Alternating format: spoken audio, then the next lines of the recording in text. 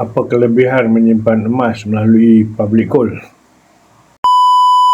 Jom kita dengar daripada otai-otai public gold, dealer yang telah berkecimpung di dalam bidang ini. Kenapa kita harus memilih public gold untuk menyimpan emas? Public Gold menyediakan platform yang paling mudah dan patuh syariah untuk sesiapa yang nak menabung emas di Malaysia, di Indonesia, di Brunei dan di Singapura. Bagi siapa yang tak ada bajet besar, boleh mula dengan bajet kecil.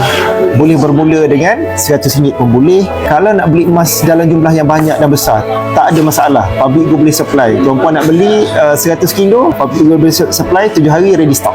Kenapa wujudkan public gold? Sebab dia menyelesaikan masalah masyarakat. Dengan adanya public gold, kita boleh beli emas sekecil berapa? RM100.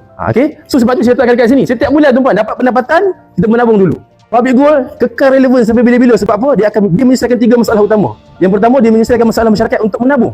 Yang kedua, platform public gold akan kekal relevan sebab apa tuan-puan? Dia menyediakan platform yang sangat transparent untuk mereka yang sesuai, yang suka nak melabur. Dan yang ketiga, bisnes dekat public gold ni, dia menyediakan peluang kepada kita untuk mengubah kehidupan. Faham kenapa kita simpan emas untuk jangka panjang? Target yang 2 tahun dan ke atas, duit itu tukarkan saja ke dalam bentuk emas. Public gold ni pula saya dapati dari segi keseluruhan ciri-ciri emas tu, dia bagus dari segi nombor satu, stok dia sentiasa ada. Kemudian syarat belian dia tak ketat. Buka sarung, calang, boras bengkok, asalkan berat tak hilang, public gold terima. Harga dia harga biasa. Pada pendapat saya, inilah yang menyebabkan public gold secara overall dia bagus. Saya Hassan Senawi, authorized public gold dealer.